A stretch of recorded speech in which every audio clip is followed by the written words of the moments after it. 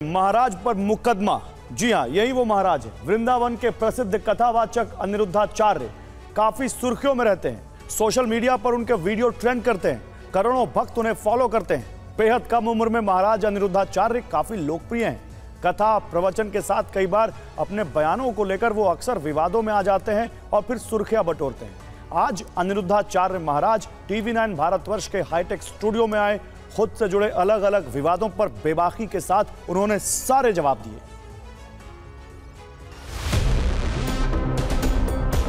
TV9 Bharatvarsh के hi tech studio में महाराज पर सांकेतिक मुकदमा चला।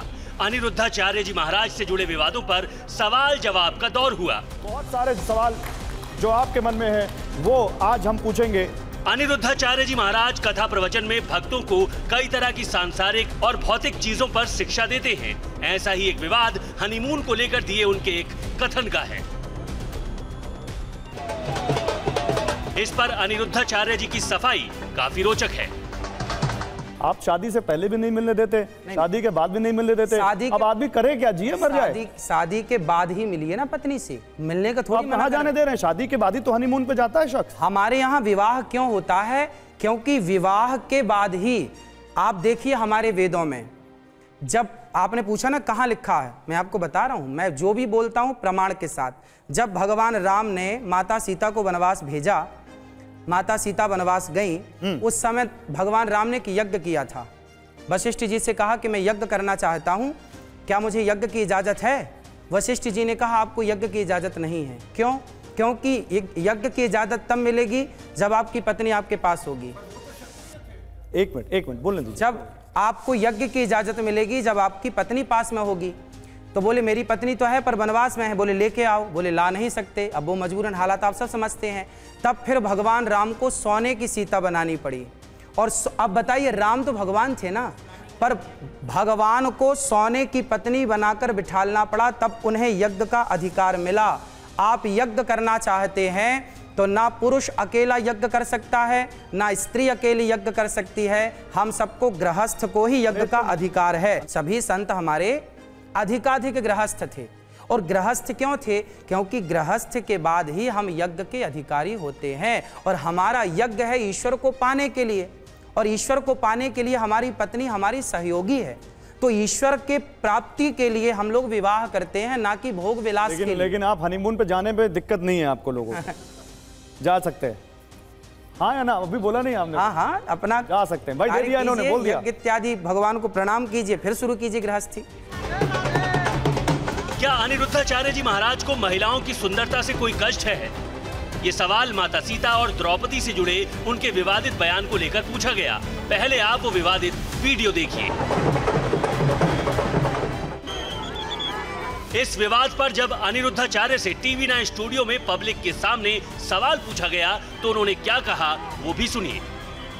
चाणक्य कहते हैं कि अति रूपेण वै सीता अति गर्वेण रावणः अति दानात् बलिर्बद्धो यति सर्वत्र वर्जयेत। अति सर्वत्र वर्जयेत, ये बात मैंने नहीं कही, चाणक्य ने कहा है कि सीता माँ मतलब अति रूपेण वै सीता, सीता माँ अति सुंदर थी। अति रूपेण वै सीता अति गर्वेण रावणा, रावण अति अभिमानी था। तो वहां चाणक्य कहते हैं कि अति सर्वत्र वर्जयेत, अति का अति नहीं होनी चाहिए किसी भी चीज की। बात यहाँ अति की है, और ये मैं नहीं कह रहा, ये मेरा स्टेटमेंट नहीं है, ये चाणक्य का है। दोष तो ईश्वर का होना चाहिए जो अति सुंदर बनाता है, क्योंकि सुंदर होना नहीं होना हमारे हाथ में कैसे है? नहीं होता, भगवान में दोष नहीं होता, भगवान बनाते हैं। अब सभी संत लोग अपना अपना मत देते हैं, चाणक्य ने अपना मत दे दिया। इसके अलावा अनिरुद्धाचार्य पर तथ्यों को तोड़ मरोड़ कर पेश करने का आरोप भी लगता है। ऐसा ही एक वाकया एप्पल कंपनी से जुड़ा है। हालांकि इस बयान पर महाराज ने स्वीकार किया कि उन्हें किसी ने गलत तथ्य बताया था। एप्पल बनाने वाले जो मालिक हैं, जो भी हैं, वो नीम करौली आश्रम आए थे कि नहीं, पहले आप ये बताइए। जी आए थे, मिले थे। उनकी संतों के प्रति बड़ी श्रद्धा थी। किससे मिले थे? नीम करौली वाले बाबा जी से, महाराज जी से नहीं मिले थे। आप सर्च कीजिए, आप स्टडी कीजिए इसको, आपको पता लगेगा कि जब वो परेशान होते थे, जब वो उदास होते थे, जब उनकी कंपनी घाटे में जाती थी, तो वो नीम करौली आश्रम जरूर आते थे। नहीं, मैं इस बात से इनकार नहीं कर रहा, मैं आपको एक तथ्य दिखाता हूँ। नीम करौरी वो बाबा आते के थे। आश्रम स्टीव जॉब्स आए थे, जरा दिखाइए यहाँ पर। आए थे। लेकिन जब वो आए थे तब क्या नीम करौरी बाबा थे? क्योंकि भाई तथ्य ये कहते हैं कि देखिए। नीम करौरी बाबा की 1973 में वृंदावन में मृत्यु हो गई थी। अच्छा। और स्टीव जॉब्स 1974 में नीम करौरी के दरबार गए थे।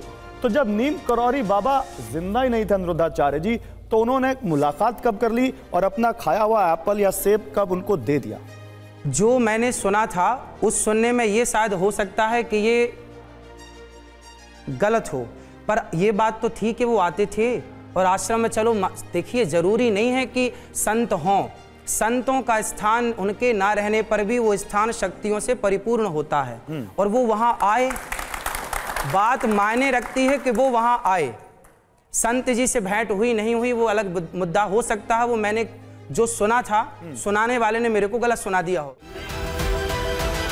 अनिरुद्धाचार्य जी महाराज के करोड़ों भक्तों के सामने आज हर विवाद पर दूध का दूध और पानी का पानी हो गया। कुछ दिन पहले अनिरुद्धाचार्य महाराज ने महिलाओं की जॉब करने पर कुछ ऐसा कहा था जिसको लेकर उन पर महिला विरोधी होने के आरोप लगे थे।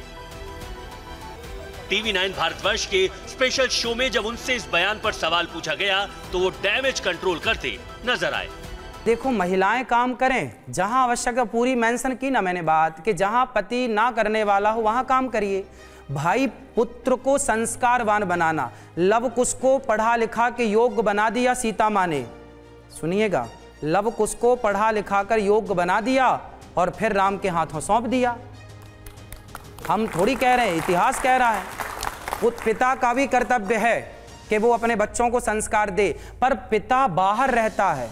बच्चे सबसे ज्यादा टाइम अपने माँ के साथ गुजारते हैं, तो खेल खेल में, कहानी किस्सों में माँ की जिम्मेदारी है कि वो संस्कार का बीज बो दे। एक विचार कीजिएगा कि पिता भी कमा रहा है, माँ भी कमा रही है, बच्चे दादा दादी के पास हैं या बच्चे किसी तीसरे पर्सन के पास हैं, तो बताइए उन बच्चों को माँ बाप की जरूरत पड़ती है या नहीं?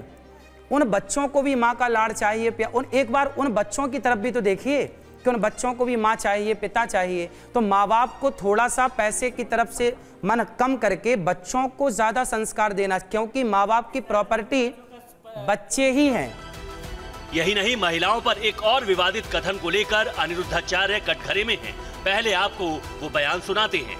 इस बयान पर जब उनसे सवाल पूछा गया तो उन्होंने इसे मजाक का हिस्सा बता दिया। किसी व्यक्ति विशेष का हृदय दुखाने के, दिल दुखाने की बात नहीं है। ये तो जब प्रश्नोत्तरी होती है ना, तो खुल के बातें करते हैं, हंसते मुस्कुराते बातें करते हैं, सब प्रकार की बातें करते हैं। तो उसमें उन्होंने बोला कि मैं पत्नी को खरीद के लाया हूँ। तो अब वो लाए होंगे कहीं से 80,000 की। अब लाए वो हैं और उस पत्नी को किसी और से प्यार हो गया।